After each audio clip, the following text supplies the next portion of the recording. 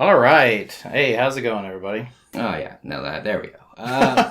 Now I know we're talking. Gotcha. So yeah, basically we're back with another speed paint video to talk over, tell you about stuff going on with the brand as well as where we're going to be for the next month. And just our lives in general. Yeah. Stuff like that. But so we've got another Ava piece from the Patreon poll, which was between Ava and Gundam for the Mecha theme. I do recall we talked a little bit about how I kind of wanted Gundam to win, just because I draw Ava all the time. Yeah. But I'm telling you, just fit a Suletta in somewhere. Yeah. Somewhere over the next 5 months. Somewhere. We'll be watching the show, so. Yeah, so we'll see how that goes. Or just a Domon Kashu. Or just, Domon Kashu would look sick in your style. Holy shit, that'd be badass. With like the Kingdom Hearts thing, throwing up gang signs. Yeah. Bro, hell yeah. Now we're talking. Like Jibity Crockett and Sasaishi or some shit. Master Asia. But yeah, like, I don't know. Do one that's both of them when they're doing the thing. Thing with the burning red. Yeah, Winds of the Kings. That's the only line I remember other than the East is burning red. Yeah. I used to know the whole thing. Potential or something. Yeah. The Ava is fine. Don't get me wrong. I love Ava. I love everything about it. I love Ano and all of his stuff. Yeah. It's just that that one comes up a lot more often than any other series. Like, some people come up to the booth and will ask, "Hey man, you got Gundam stuff?" And I'm like, "Which one, man?" What do you? That's so. Yeah. Like, so you gotta get specific with the Gundams. Yeah, like I'm gonna do a print someday of like just the original mobile suit, and then someone's gonna be like, "But do you got like wing?" Yeah. Where's Turn A at though? Turn A, yeah. So. Pay me. That's it. Yeah, you get normal Gundam or you pay more. That's it. Someone comes. Okay. The person coming up for Turn A, man. Dude. I mean, sure, yeah, they're a darling of culture, but man, they don't exist. No. That's gonna be impossible to find merch for that unless you're on eBay. Yeah, it's like the person who came up and asked for some Mazinger Z shit. Oh, yeah, that girl. Yeah, she was getting it for her dad. Yeah. I was like, no. I'm like, I'll bet you could count on one hand the people who even are going to know what you're asking about in this room. Yeah, probably. So. Oh, well. And we're two of them. Yeah. So. It's true. But, Mecha's one of those genres that's like, it's kind of on. You love it or you hate it, and there's like you only like this very specific ones. You like the super robots, and you have that one you really like, and that's about it.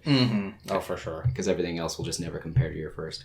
Oh, that's so true. Yeah, I guess we'll get the video started here now. Yeah, we're gonna start this lovely piece. I'm gonna warn y'all, this is probably gonna be a bit of a roller coaster ride at the beginning because he starts spinning it everywhere because she's got a lot of angles. So we're gonna start that one right now. Yeah, she is a very complex, multifaceted character. Yeah.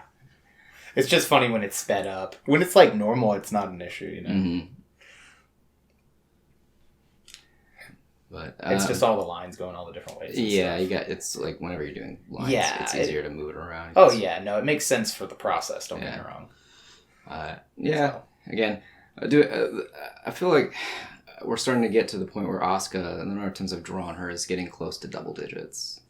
Maybe. I feel like I don't remember off the top of my head. At least like 4 of them. Yeah, somewhere. Again, like I think this is number 5 or 6 of times I've something drawn, like that. Of times I've been drawing Asuka, which is why I think this one is a bit more whatever in terms of what's going on, because it's like, well, I already did the ones that I think would be the best for Asuka when people commission them, except the first one you drew. Yeah, or the first one I drew from the end of Evangelion. And so now I have to like go, scrape the bottom of the barrel, figuring out what I want for the look, because I did the more interesting facets of the character, where she's getting just destroyed by the angels and the end of Evangelion, the one where it's more of her just in the cockpit, where it's like a bit more showing off more of the sort that the side that's more like I'm all alone in the world. Yeah, that one. Yeah. And then also there's the one with the Shinji and Asuka are crazy in love. Yeah, that one. Oh my god, I remember that. My girlfriend ships them like crazy. Yeah, rough beats. Had to do the full-on tsundere look for it because that was the only way I could figure out how it would ever work. Oh yeah. And now we're here with the just her standing here. Yeah, I mean it looks good though. The quality of the art. Oh is no, great. that's not what I'm worried about. I'm just more like, what would the next one be if she's... someone didn't give you a specific thing? Yeah, exactly. It's like, oh, she's got to do the power confident pose that she usually is when she's ever looking down on everyone from her Eva. Yeah, but I feel like after this you got to start doing like specific scenes or something more often. You know, because like it's like you said. Oh, there we go. Zooming around a lot here. Yeah, you kind of just have to start picking stuff directly from the show at this point, almost. Yeah, just do the scene where she's at the elevator. Yeah. Because it's also something, too, is I always end up doing them in a plug suit. Very rarely they're in the school uniform. Yeah, just the one... the shipping like for crazy. For the commission, the girlfriend commission, that one. Because it makes sense there, obviously. You don't have shippy stuff in plug suits when you're going to battle, I don't think, usually. I don't know. I can't get in the mindset, so... Fair. I mean, love on the battlefield is a trope. That is Gundam, though. But that's Gundam. And it's not Eva. So that doesn't make sense for Eva. No, it doesn't. It doesn't make sense in general for Eva, but... no, but it's what I know, you know. Gundam makes much more sense. Yeah, that's like there's a whole fucking story dedicated to that. That's 08 the MS team. Like that's like so many characters. I mean, this is Amuro and Lala and Char and all of them. Yeah, Amuro and Char. Yeah. You know, so it's a Gundam staple, the homoeroticism of the rival and the other rival. All right. Well, I'm also thinking of like Camille and 4 and Zeta Gundam. Yeah, that too. So there's a lot. I mean that's the whole thing, you know, and then like. And from the original Gundam, you know, you have the who is it? It was Noah, and what is her name? Was it Mira? The girl, she would wear pink. She was the brunette. Yes, but I don't remember the name. I do also think of what is it? So people are always falling in love on the battlefield. Macross did a really good job of that. Oh too. Yeah, definitely. Not just with main guy with the Min Mei, but like with the actual chick who runs the deck. Yeah. That was an interesting, weird melodrama. You need the love to offset the war, you know. That's how it works. Myconian culture and shit. Love is supposed to be a representation of hope, generally. So for Macross, it's the singing, the pop idol shit. Yeah. But yeah, no, what's funny is we went to see Shin Ultraman, and Ava just kind of kept popping up every fucking time. not because they did Hideki Anno was the producer and things like that, and the person who directed it was someone who worked with Anno on Eva. Yeah. But it's just like there's the scene where the Ultraman fights the first electric kaiju thing, and there's all those like they're in an exact scene from where Eva units did fight, and then the posing and stuff like that. It's all Eva and all the moves and things like that. You're like, oh, this is just Eva again. It's very similar. I feel like Ultraman always has really clunky fight moves, though, and they captured it perfectly in the movie. Because no Ultraman fight should be elegant. No. Like, that's like a staple. And I did like that. Oh, hey, we're done with the sketch. Even with the CG. Oh, yeah. It still looked like people were there, and it still looked like, like... They still use the dumb, cheesy effects for the electric attack and the sound effect. The sound effect was, the music was beautiful. Yeah, it was perfect. It was just like, oh, I'm watching Ava again. Like, you can tell, like... Oh, no, I feel you. Like, they're, like... it's the people who worked on Ava getting to do the things that influenced them to make Ava. Yeah. So you're like, it's, everything's come back home to... Full circle. Full circle home to roost and things like that. Oh, yeah. Oh, I like this blue that you used, to offset the red suit. I think I've used that blue last time I drew Asuka too. Yeah, you did use a very similar blue. Makes sense. Yeah, red and blue go together. No, yeah. It's just a good color anyway. So. But yeah, no, the movie was very good. I enjoyed it. My only issue was that, like, it's kind of rushing through, like, I guess kind of the full arc of the first Ultraman in 1 2-hour movie. So it's kind of like a lot is going on. So, like, first Ultraman shows up, fights the electric kaiju. Then there's, like, some stuff. Then the Earth gets played by an alien villain. Then the Earth gets played by an alien villain again. Then the Earth is about to be destroyed by alien neutral heroes, I guess, at the end. So, because then alien gods, because they're just like they're basically gods. He's Ultraman. they're also just like, like, I mean, we have no ill will, but you are gonna die. Yeah. Like, you're a threat to the universe, so partially we're gonna kill you because we're logical. Yeah, but I did like the second alien that played them. He was the best one. He was a lot of fun. Just him constantly saying phrases like, that's one of my favorite sayings. Yeah. And then when he, becomes the villain, full on, it's like one of my least favorite sayings. I was kind of waiting for it, and it was a little, I was a little, not annoyed, but more like, oh, you should have just done it the one time, and then that was all you should have done. But they did it twice, and twice is fine, but the once was enough. Like, that's like a nitpick. My only other nitpick, too, was that someone decided to bring their children to come see this film. Yeah, there definitely was like a kid there. And you could hear the kid kind of just, like, I think it feels like a toddler. And it was like, them just going, every once in a while. I do know what you're talking about, yeah. And even being next to a super fan who is constantly talking about trivia for the series is like, whatever, that's fine. Yeah, that wasn't the biggest deal. That's not that big of a deal. Like, get used to that. Yeah, I've seen it every day. And, with the children... I could feel my legs closing tighter. Yeah. You're just like, come on, man. Kid. Shout outs to Jamie for that one. Right.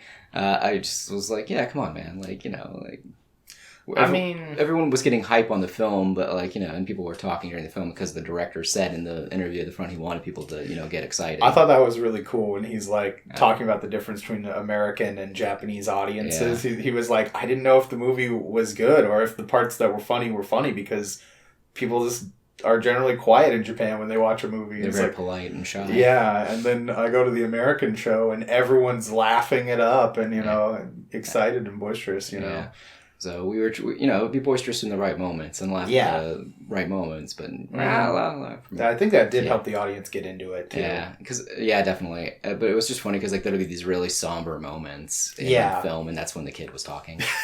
And I just feel like, fuck, man, like, I'm trying to get emotionally invested in this scene here, this tragedy that's happening, where he is looking at his dead body in the forest. That was so sick. And you're like, yeah, this is a very serious moment. He's contemplating all of the things that he's done, and this is his moment of solitude and things like that. And you just hear a child just going off, and you're like, fuck, man, why you gotta ruin this for me? Right.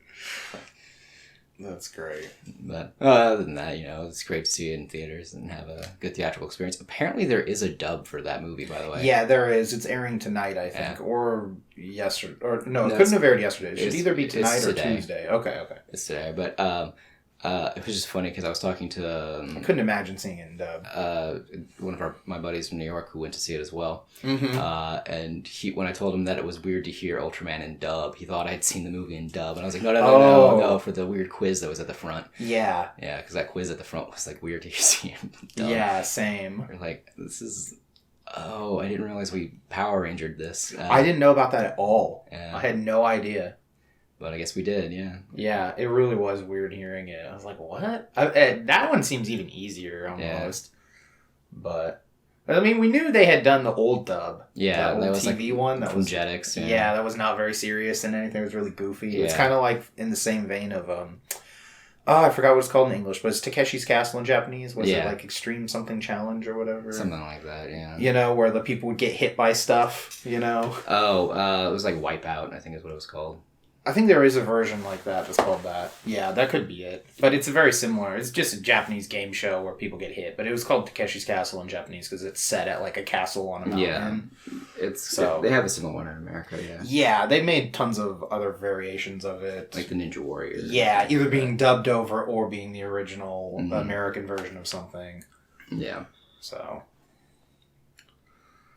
But, yeah, no, it was a fun film overall. I've got no complaints other than just the viewing experience with a child in the theater. Yeah. Which, I get it. It's kind of a kid movie. Yeah, it's like tough. I mean, if you have a kid, you have to like figure out what to do with them, I guess, is kind of the only way I know how to put that in English or whatever into words. You get a babysitter usually, but you either have to get a babysitter or find someone to watch them or bring them along because you can't do the first two. Yeah. And, sometimes you just can't do the first two. No, and then don't get me wrong, I understand if you can't do it, you can't do it. I'm not going to knock them for bringing a kid into the theater because, again, it's a movie that's probably more meant for kids than it is for adults. Yeah. But at the same time, it was just one of the things I was like, part of my viewing experience was like, At least it wasn't a straight up crying baby, though. Yeah. So I'll give them that. You were going to say? Well, I was saying is, it's like part of the viewing experience is being able to, feed off of the audience as well. Because that's why you go to a theater, is because, people are there to get hype as well. People get excited and you get to go get excited with them. All right. And, then there's parts where it's like, well, this takes me out of the film because there's X thing going on. I was just really glad that, the guy who was the super fan was like, not giving, going, just, moved one chair over to whisper in my ear all the trivia that I'm missing. Right. So, there's that. But we are getting close to the end here, it looks like. Yeah, we're about 2 minutes out from the piece being completed. So we usually go over after the piece is done. Yeah, I'm just thinking about time and switching gears here because usually around this time is when we want to talk about specific things that are going on. Yeah, definitely. Because currently right now, the way that this is going, we have a sale going on still. It's the New Year's sale. It's going to be going on till end of next week. With everything is, I believe it's 20% off. 20% off. Yeah. Yep. There's a code on the front page of the website. So yeah, we'll have that link probably in the video description. So head on over there. If this is actually, that's funny now I think about it. Will this video make it before the sale is over? Well, it will to patrons, I guess. But I guess to the general public, probably not. Oops. Which is kind of funny. Well. But whatever, Yeah, Sailor V. So they've got plenty of postings. So long story short is this will be up probably by the time that's over. But if you manage to see it before it's over, head on over. That's true. And get some good art. And if it's still over, go get some good art anyway. Maybe I'll just put a coupon code in our video descriptions anyway, a slightly different one, like how we used to have at the end of the stream. Streamed, yeah. Yeah, so that might work. I might just change that stream code to be a video code. Sure. And then we'll also have be at IkiCon for this month. That's pretty much the only con we have going on in January. And February, I believe the only thing going on is KawaCon, which is a second-year show in San Antonio that moved from a very small venue into the George R. Brown Convention Center. So red flags are abound. Yeah, we'll see how that goes. But everyone said KawaCon was good that year that they did for the first year. San Antonio doesn't have very many conventions. No. So it's not yet in that point where it's everyone's cannibalizing each other. It's not like Dallas or something. Or Houston, really, honestly. Yeah, Houston. Yeah, Houston is the worst for that. Yeah. Oh, the whiteout's here. This piece is going to be wrapped up soon. But, yeah, again, they have good guests. They got, I think, the entirety of the... IkiCon had the Spy Family cast. Can't really remember what KawaCon had. We can look that up here in a sec. But... Yeah, we'll check it out. All right, looks like the piece is about done. And that's it. So yeah, let's go do our due diligence here. We were checking out which one? Who KawaCon has? KawaCon, Kawa. KawaCon. Like Cowabunga, dude. Oh, it's Kawa for a river. I believe Kawa is a river. Yeah, yeah. So it's in their graphic. Which makes sense because it's on the Riverwalk. It's the same symbol that is in what's his name? Hidan's headband. Yeah. It's supposed to be that symbol. So that's what his headband looked like. Voice actors. Who do we got? Let's see. Hisoka. Yeah, Hisoka is there. Mikasa. Yeah. Oh, the English VA for Mari. Mari is there, so. Oh yeah, and Makoto's there. And Makoto's there. And Hajime. Yeah. This guy's also Greed. Yeah. So. Okay. There's a few more coming, but we don't know. But that's because February is it's the end of February, and it's only a 2-day show. So. So yeah, see how it goes.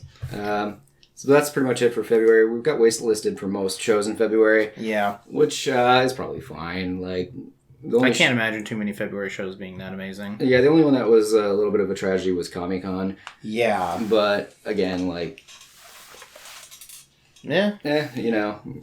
can't get them into a mall. It's all really kind of gambling. That's true. But yeah, I think we'll probably cut it there. So yeah, see us at IkiCon in January, and then at KyoCon in February, and then we'll hopefully see you there. And a big shout out to all our patrons online. Big shout outs to Allison, Sam, Lexi, and the boy Ed. Ed, yeah.